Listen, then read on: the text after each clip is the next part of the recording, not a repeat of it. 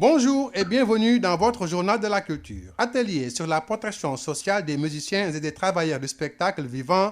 Comment mettre en place des mesures techniques et pratiques pour la prise en charge effective de la loi sur le statut de l'artiste. Voici la question qui a été posée durant ce panel. Daniel Gomez, président de l'association des métiers de la musique, s'en explique. Sur le statut de l'artiste, vous savez que les artistes pendant longtemps ont demandé à avoir un statut. Aujourd'hui, ils ont un statut, mais la question est, vous avez un statut depuis 2020, qu'est-ce que ça vous a apporté? Et rares sont les artistes et les professionnels de la culture qui puissent vous dire voilà ce que le statut nous apporte. Donc nous, on est dans cette divulgation, de cette vulgarisation de ce que le statut apporte. Et le statut apporte comme principale conséquence qu'on a, c'est la présomption de salariat.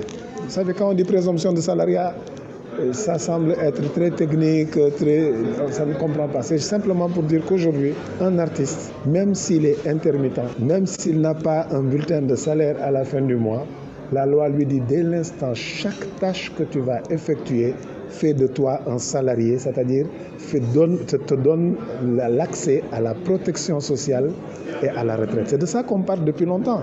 Tous ces artistes qui sont partis malgré les heures de gloire, sont partis dans la précarité, qui sont dans la misère, c'est ça aujourd'hui que cette loi apporte. C'est-à-dire qu'aujourd'hui, quel que soit l'artiste qui travaille, à partir du moment où il peut gagner à partir du SMIC compilé à la fin du mois, il a tout de suite accès à la sécurité sociale qui fait qu'en sorte il est protégé, il protège sa famille et à la fin de sa vie, il peut bénéficier d'une retraite et il peut ne pas aller à la retraite parce qu'on sait que les artistes ne vont pas souvent à la retraite, mais il peut arriver à 60 ans bénéficier de ses cotisations de retraite. C'est ça le fondement même de la protection sociale. Et pour pouvoir le mettre en place, aujourd'hui, les décrets ont été, les textes d'application ont été validés, ont une validation nationale, qui demande aujourd'hui juste qu'une signature pour que le président signe. Mais si le président signe, on fait quoi? C'est ça la question. C'est quelles sont les mesures techniques sur lesquelles on a anticipé pour se dire que dès que c'est signé, qu'est-ce qu'il y a en place? Il faut mettre en place un guichet unique. Il faut mettre en place des conventions avec les acteurs. Il faut mettre en place les contrats des artistes avec les différents employeurs, parce que ce n'est plus des contrats de prestation, c'est des contrats de travail. C'est toutes ces questions-là. Comment ça va être géré? Comment cette structure va être composée? Quel est le rôle de cette structure? Est-ce qu'on va travailler en analogique? Est-ce qu'on va travailler en numérique?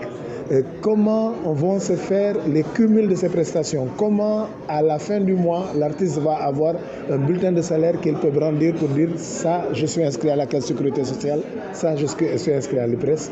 C'est autant de questions qui demandent un travail technique et c'est ça aujourd'hui, ce que l'atelier tente de répondre et amener un mémorandum qui sera donné aux autorités pour comme on appelle ça, pour la feuille de route du comité de pilotage en charge de ces questions. Et puis, Foire internationale des produits africains au monument de la Renaissance africaine à Ouakam, une exposition qui s'est ouverte du 2 au 9 juin 2024. Notre reporter sur place a rencontré Ndeye Ndoumbeba, artiste, peintre et spécialiste en calligraphie. Voici l'entretien que nous propose Ismaël Marcel Colli. Ndeye Ndoumbeba, artiste, peintre et calligraphe. Voilà, vous êtes là, vous venez de la foire. Qu'est-ce que vous exposez? J'expose des tableaux d'art que je réalise moi-même. La calligraphie, la déco, la peinture, tout est réalisé à la main. Il y a deux aspects quand même dans mon art, dans l'expression de mon art. Il y a l'aspect décoratif et l'aspect éducatif. Du coup, j'ai fait des tableaux d'art islamiques avec soit des versets du Coran, des hadiths en arabe ou en français. Aussi, je fais de la déco abstraite, de la peinture abstraite pour un plus large public. Plus de visibilité. Ma première attente, c'est de la visibilité parce que j'ai commencé mon activité à 6 mois officiellement. Je peignais avant pour le plaisir, mais là, j'ai décidé de le professionnaliser. Et donc, c'est ma première foire. Mon objectif premier, c'est la visibilité. Bon, c'est vraiment depuis toute petite. Oui, j'ai très vite aimé le dessin, les couleurs. Je suis une grande observatrice, autant pour moi, de la nature aussi.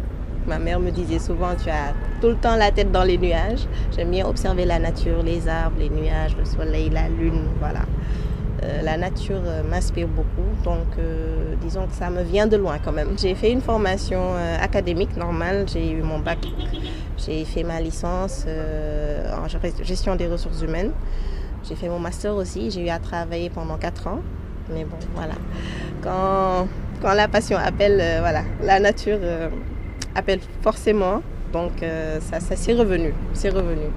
Faire apprécier la partie plutôt art islamique, parce que c'est pas, quand on dit art forcément, on ne pense pas forcément à l'aspect éducatif, on pense plutôt au décoratif, à l'abstrait.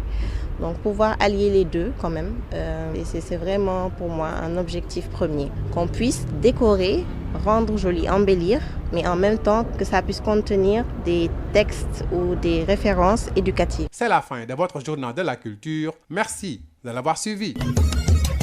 dal leen ak jàmm ki seen xibaaru mbatit dañu koy doore ak atelier bi nga xam ne waa AMS ñoo ko amaloon ngir waxtaanee ci yan pexe la ñu mën a teg ngir jëmmal loi bi nga xam ne moo fi andi statut de l'artiste. loi boobu la voté nañ ko waaye fu mu nekk war nañ ko jëmmal daal di ko jaare nag ci ay mesures pratiques ngir lépp lu jëm ci wàllu art artistes yooyu le mën a nekk lu ñu teg baaraam. nañ ci déglu ki nga xam ne moo Daniel Gomes jiite association des métiers de la musique. ñu ngi doon laaj nag ñu leen reconnaître ñu am seen statut ñu mën a xam ne que léegi ay liggéeykat la ñu. loi wu 2020 tax na léegi ba artistes yëpp ak professionnels de la culture jox nañu leen lu ñuy wax présomption de salariat. présomption de salariat maanaam ñu bëri xamuñu luy présomption de salariat. présomption de salariat maanaam même bu dee weer bi dee fayuñu la ak benn bulletin de salaire.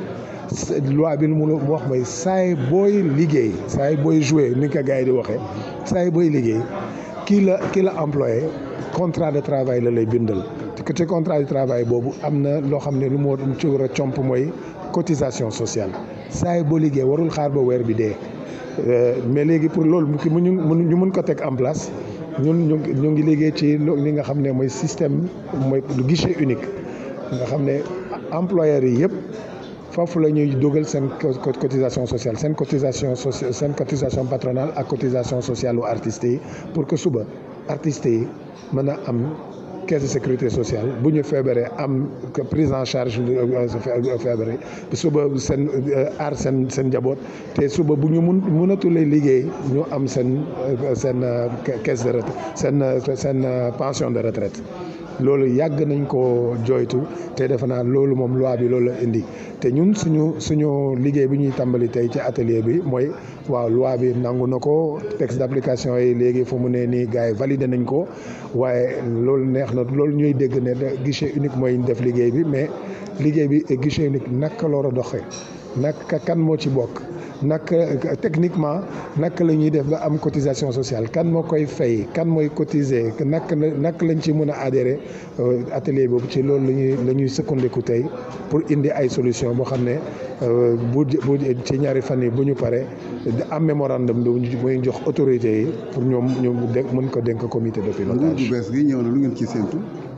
loolu lu ñuy wax sànq mooy nguur gu bees yi ñëw na fekk na ba liggéey boo xam ne gars yi tàmbali ni ko yàgg na te liggéey bu baax la nga xam ne liggéey boo xam ne validé nañ ko lu ñuy wax léegi lu ci des moom ay signature ak commission technique lu ñu mën a gën a sukkandiku ci liggéey bi xanaa mooy li ma wax seen conseil technique ñu jàppale leen ñoom ñu jàppale ñu jàppalante copie privée wax na waxu statut de l'artiste ñun daal am nañu ci yaakaar bu mag que ñoom dinañu mën a continuer liggéey boo xam ne bi ñu tàmbalee ba su tey kon ci liggéey bi ñu tàmbalee nii ñu ngi gërëm bu baax a baax ministre de la culture boo xam ne mënuloon ñëw mais yónnee nañu conseiller technique numéro 1 boo xam ne jox na fi ay assurance yu wër pour accompagner ñi nga xam ne si liggéey bi ñu am. jóge ci loolu wax ci FIPA bi di foire internationale des produits africains bi nga xam ne ñu ngi koy amal monument de la renaissance africaine ca Wakam suñu reporter Ismaël Marcel Koy demoon na fa doxantu daal di ñuy wanale ak ki nga xam ne moo di Ndeye Ndoumbe Ba moom artiste plasticienne la di it spécialiste en calligraphie di defar ay tableau yu am solo te mucc ayib rafet loolu daal di taaru ngir jëmmal wala bokk décorer ay salle ak yu ni mel nañ ko déglu. maa ngi tudd Ndeye Ndoumbe Ba